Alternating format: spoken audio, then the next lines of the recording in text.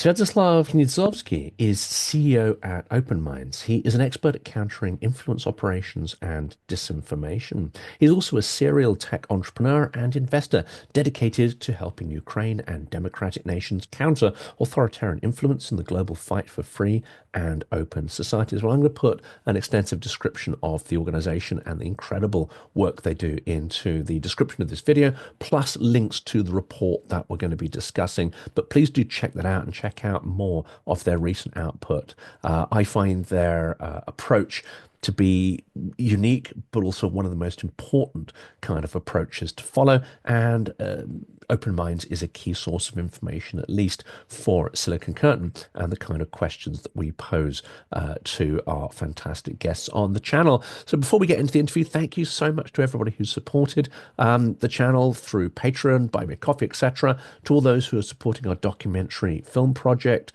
We are getting there. And as many of you know, we will start some of that filming next week. We're going out to film B-roll, to do some planning, and attend or accompany an aid convoy right across Ukraine, which is going to be not just an extraordinary experience, it's going to help move that documentary film forward. And thank you to everyone also who's been working with our fundraisers to get trucks, help those get renovated and sent to the front as well. We have a new fundraiser going that and these things are incredibly important to help Ukraine remain resilient. So a huge thank you to all of you. Sviatoslav, welcome back to the channel. Thank you, Jonathan. Thanks for inviting me once again. Well, before we jump into the article, could you briefly describe the methodology of Open Mind? Because I think the type of sort of semantic analysis, the analysis of narratives that you use, I mean, many organizations do it, but you do it in an absolutely unique way.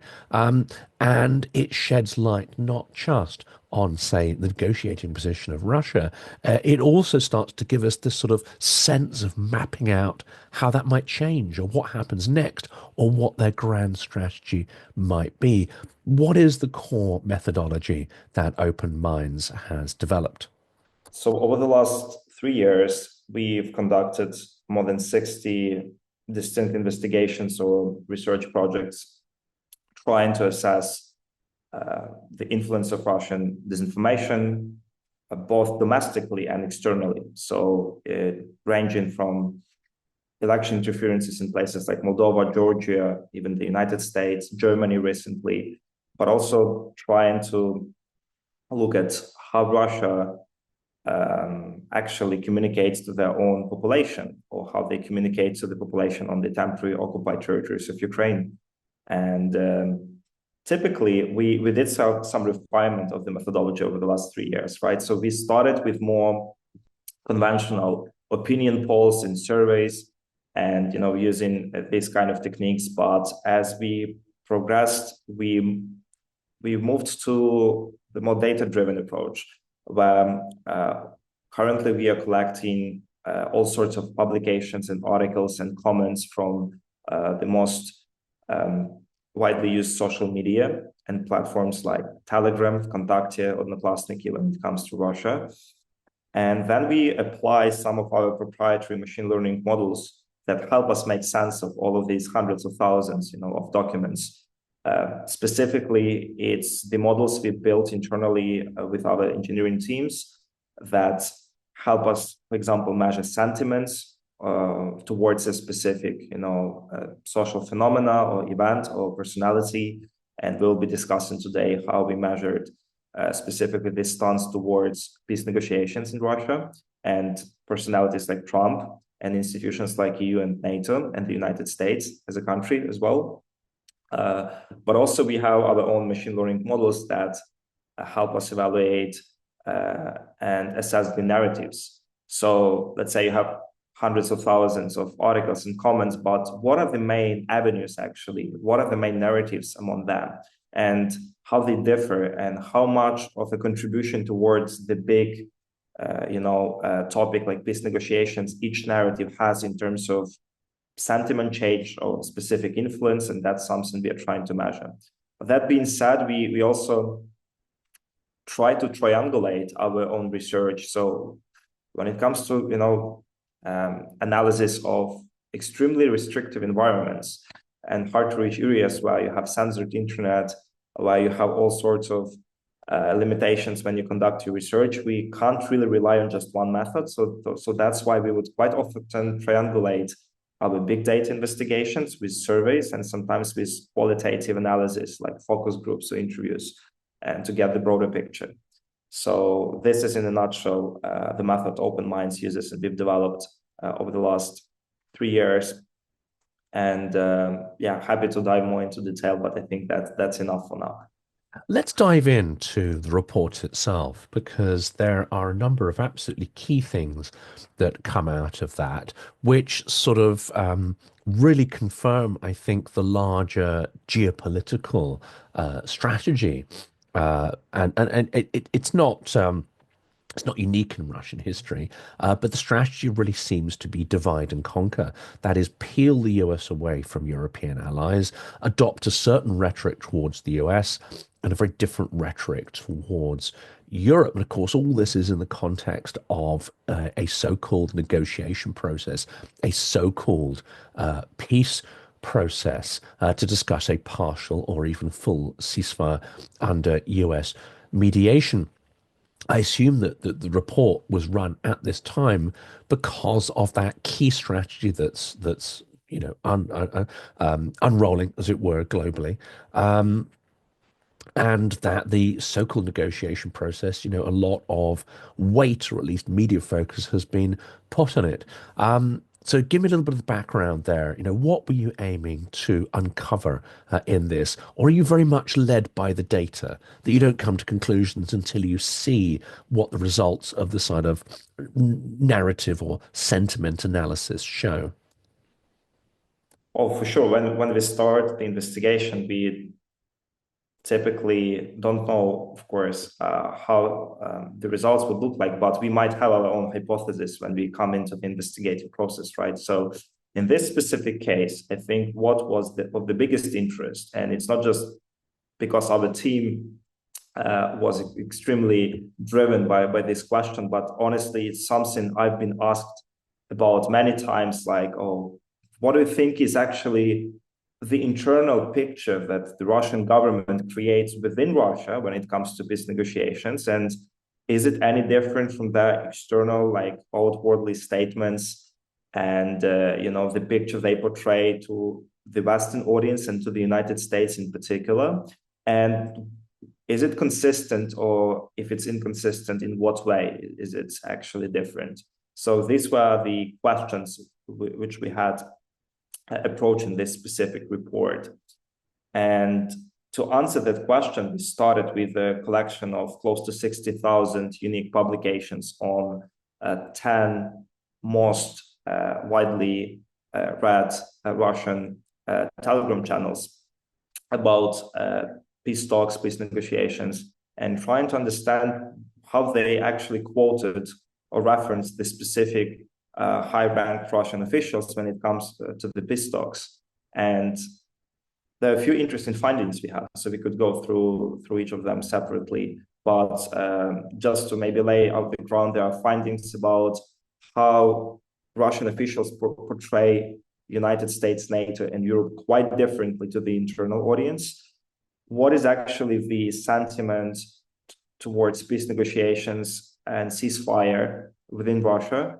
And what's the difference between high-ranking officials and their statements and actually propagandists and all sorts of war correspondents that are, having their own opinions about ceasefire, and how actually there is a lot of inconsistency in that. So these are three main areas and findings of the reports we could go into.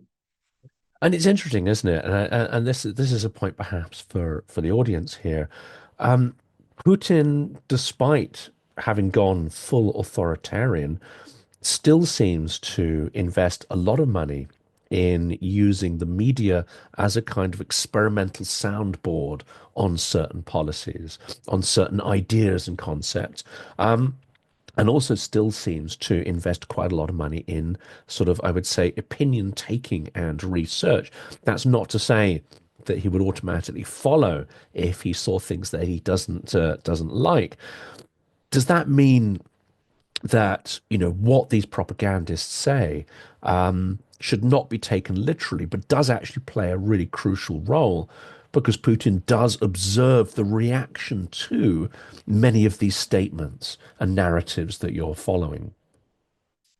That's a great point, Jonathan, because I think we saw something very similar um, around the time of Prigozhin mutiny. I recall actually we did a few reports on that available on our website. So we were lucky to collect data on the attitudes of media, but also general population in Russia towards Prigozhin just one day before the mutiny attempt.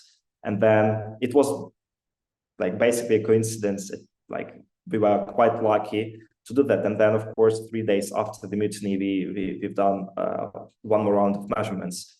And what we saw back then was actually that you have this preparation of an alternative narrative in advance before the policy or any kind of kinetic world operation is being conducted. There is a great work done by the one of the projects of Peter Pomerantsev, where they are trying now to also link the narrative spread by Russian propagandists before any kind of war crimes committed in preparation of their own population, sometimes towards that. Yeah, and I think that's basically a strategy used in Russia quite prolifically. When it comes to this specific report, what we are seeing is interesting, right? So first is the extreme shift of the narrative about the United States. So, for example, January 2025, we had 60% of, we have 20% of positive comments about the United States. So 80% were neutral or negative. Early March, mid-March 2025, just 3 months, we have the radical shift towards 60% of the positive statements of the about the United States in any form, coming from the 10 kind of main government officials. That's the first one. But when it comes to Europe and NATO, we see a very different picture. So first, it's close to 90% for both of them, for both NATO and Europe, that are being covered in a very negative fashion by both, local media, of course, war correspondents, propagandists, but also the official statements of people like Putin and Zakharova and others. And specifically, it's 93% of the negative statements towards NATO, 89% toward the EU. The third point is the ceasefire and how actually how much of the support towards ceasefire you could grasp from the social media discussions. And what we are seeing now, it's only 7% of supportive comments and articles and publications about ceasefire. So why I brought up the Prigozhin case before? It doesn't look like they are trying to test the narrative of ceasefire internally. I mean, they're not trying hard, probably, because we would probably see a very different picture. We'd probably see, the official Russian propaganda trying to propel this narrative to prepare the population. So my assumption probably is they are not really taking the possibility of ceasefire seriously if they are not trying to test some waters, with these narratives for their internal population. At least they would be very inconsistent to all of these strategies they used before in 2023 and 2024. Again, we could only guess here, but that's probably an interesting finding, because before any kind of big, military operations, bombings of Ukrainian cities, rapid shift in the internal political, clashes with people like Prigozhin, we saw that gradual preparation of the narrative.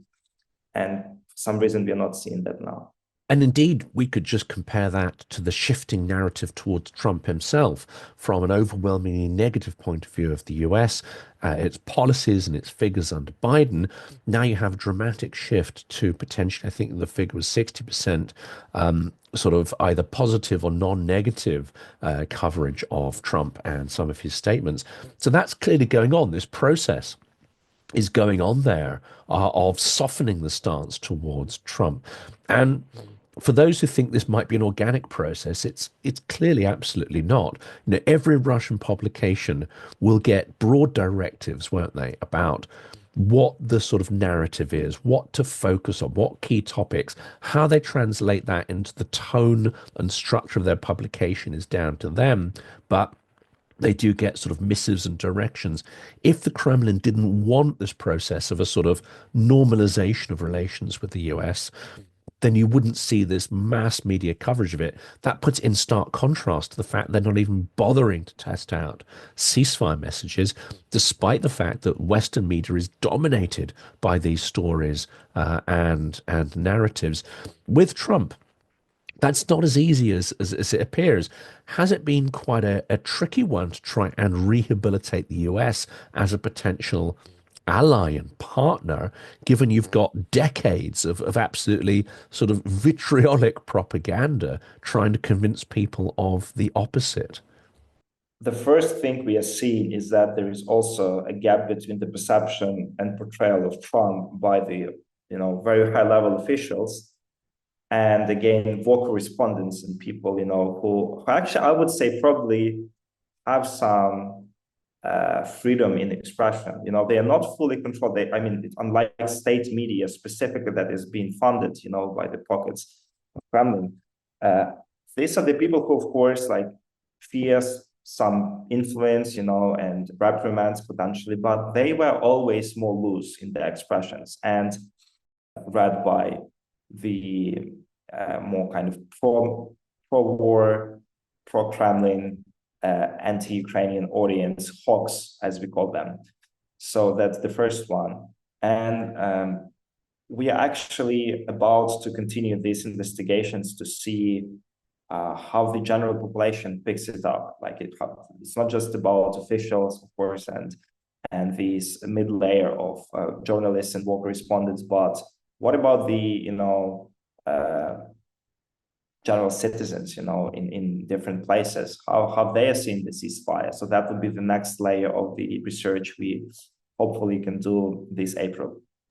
And there's an interesting phrase in here because often, certainly, and I've repeated this phrase quite a lot, that a sort of tactical pause in hostility would give Russia an advantage. But what you're picking up in some of your research is that actually many Russian war bloggers, pro-Kremlin bloggers, actually see that a tactical pause may be advantageous for Ukraine. And this is one of the narratives that has emerged. But generally, this fits in the wider view that the idea of a ceasefire or pause is met with overwhelmingly negative commentary, both from the mainstream media, but also from this so-called war blogosphere.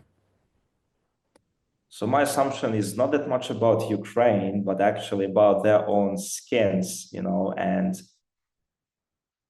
these are the people who profited enormously from the war, right? So they were basically not known, they were not influential before 2022, and then suddenly they made their lives and fortunes and careers and audiences and influence in the last 3 years. So I think the possibility of changing this status quo, and it's not just applicable to the propagandists or war correspondents, I think it's applicable to this new layer of elites that emerged as a result of the war, that are now actually challenging the previous, old school elites that were there in Russia, and doing that quite successfully, we could say, that are potentially being anxious about the ceasefire causing the change of the political contract, social contract within the society, and then suddenly they will not have this kind of influence or demands or authority, but also at the end of the day, security, because we know in places like Russia, you keep your influence and visibility if you want to feel secure as well. So that's at least my assumption why there is such a big pushback. The overall conclusion, and this is one which people following this will instinctively understand it, but to actually have it emerge from analysis, I think is incredibly important. And that is that Russia does not view the negotiations as a means to achieving peace. In fact, there's very little focus in the narratives, very little or no belief expressed in any of the materials that you've analyzed that actually peace, that negotiation is a path towards peace. Rather, it's far clearer that this is being used as an instrument to advance pre-war objectives that fundamentally have actually not changed at all. I think pre-war objectives remain constant for sure. I think that there is also a problem that they have to deal with is how they explain, the slow process of gaining traction, right? And initially in 2023, we basically saw a few people again, like Prigozhin, who were bold enough and courageous to, start criticizing the official government. We had people like Girkin doing the same. And if we look really closely into 2024, we don't have anything like that anymore, right? So for the last year, if not more, we have the very limited voices of these war correspondents that are still, critical towards some policies and the decisions of the Ministry of Defense. But we should say that Russia actually, the government, the elites, they learned something, right? They actually did their homework at the end of the day, and when it comes to ceasefire, I think there are probably a few camps. So one camp, as I mentioned, is about to preserve the status quo. There is another camp that they didn't have a chance to profit from the war as they wanted, or they were, put aside for some reason, that actually might want the ceasefire more and see that as a chance to, start the process of renegotiation, of trying to get back to where they were pre-2022 again. But again, the one thing remains constant in the last 3 months at least, that if there are actually even discussions about ceasefire, the general population, the journalists, the propagandists, mainly talking about that negatively as something not really beneficial for Russia overall. So we should keep tracking that. We should actually warn your audience in particular, but also the general community, how this might change during the course of development of negotiations as well. Maybe we'll see something interesting. Maybe we'll see the emergence of new narratives, that haven't been there before as well. As we know, their propagandistic machine is big, but it's still quite flexible and agile and adaptive, which is, actually was seen again during the times of Ukrainian counteroffensive in Kursk. How initially they were hurt by the Kursk incursion, but they, in a matter of few weeks to basically few months, adapted quite well and then created this internal narrative that explained and they managed to actually calm down their own population when it comes to Kursk incursion. I mean, if you can imagine 1,000 square kilometers being captured by the military of the country they were to capture in 3 days. That's quite a work that Russian propaganda managed to do to explain why this happened and actually calm down the population, right? So again, we should be very vigilant and see how the situation develops. And another interesting, I think, hint that comes out of the data here, and that is, there is a tendency to see this negotiation process as something that Moscow's maybe serious about, not serious about. They're just going along with it. But that's just for a relatively neutral interpretation.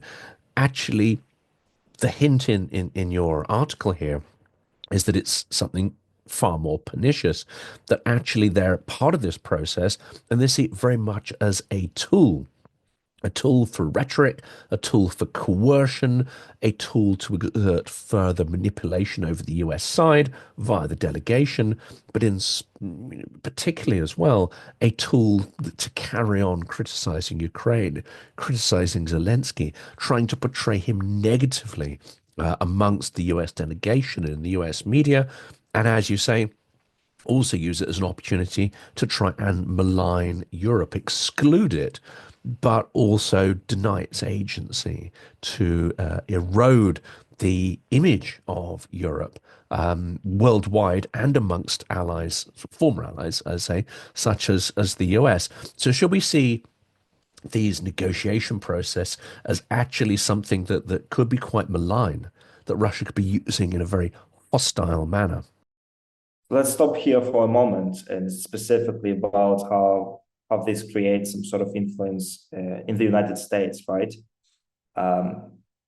Early in 2024, we conducted an investigation on how Russia tries to penetrate the English language United States Telegram. And it's interesting because the Telegram there has 10 million users in the United States, and we figured out the network of channels that were basically spreading the official Russian propaganda narratives. So we know through which means this influence is possible, besides just, United States officials, of course, retweeting and, commenting on the Russian official statements. Which happens now quite often, but there are some narratives that are basically being seeded on Telegram, and Telegram is not that popular. It's like, okay, 10 million people, but it's like 3% of the United States population. But then these narratives are being spread on wider used platforms like Reddit and Twitter and TikTok with the reference in Telegram, which justifies basically the specific point or narrative. So you have basically 3-4 layer process that helps conceal the origin of the narrative, which comes typically from Russian official statements, Lavrov or Russian foreign ministry, or even specific, journalistic outlets in Russia sometimes, and being spread into the United States and creating some sort of control. And typically these were narratives about Ukrainians, or, you can think of all kinds of Nazi-related narratives that were spread in the United States. And unfortunately, we see also a lot of demand for that, because people are willing to question whether the previous policy of the previous government was right to support Ukraine. And now you see that, of course, being reinforced by the new administration. This sort of critical position that them now being victim of this reflexive control in a way. And to conclude, I mean, it seems extraordinary to me that despite all of the incredible amount of sort of column inches and ink expended on this so-called peace process, that actually the perception of it is entirely different within the Russian media sphere, and that the support for it is absolutely sort of minimal. Can we conclude from that actually Trump's softening of rhetoric towards Russia, Trump's let's say bargain giveaway of what Russia's demanding, including lifting of sanctions, starting to talk about Nord Stream. There are discussions about Russia re-entering sport, etc., etc. Despite all of these sort of moves and rhetorical tools that are being used to try and draw Russia into this ceasefire process, that actually a report suggests they have no measurable impact on the perception within the pro-Kremlin media sphere of any of this process, and are very unlikely to lead to any foreign policy changes or even any concessions within the negotiating process. It's yes and no, so I want to end the discussion with opening the question, rather than giving a specific answer probably. And that's exactly what the report shows, I believe, and well, we have some also consensus of experts here. We know historically that if there is a goal to sell a specific policy or decision, it's quite possible to do that with the means that Russian propaganda possesses to the internal domestic audience. So I wouldn't necessarily say that them not trying this narrative and not shifting the general sentiment towards more positive, if they were actually wanting to get towards the real ceasefire, would indicate that they are not going to do that. So there might be all sorts of reasons for that. The only thing we know that if they want something to actually be sold to the general population, they have means for that. Well, I think that's an incredibly important area to conclude, that actually Russia has the tools to turn on a dime and almost sell any outcome to its population. Of course, that gives it an awful lot of political freedom to not just change the tune, but to change their stance depending on circumstances. So that makes this kind of analysis and this ongoing conversation especially important. For today, Sviatoslav, thank you so much for rejoining us on Silicon Curtain. And thank you to you and your incredible team for all the work that you do. Thank you, Jonathan, and thanks for your incredible work as well.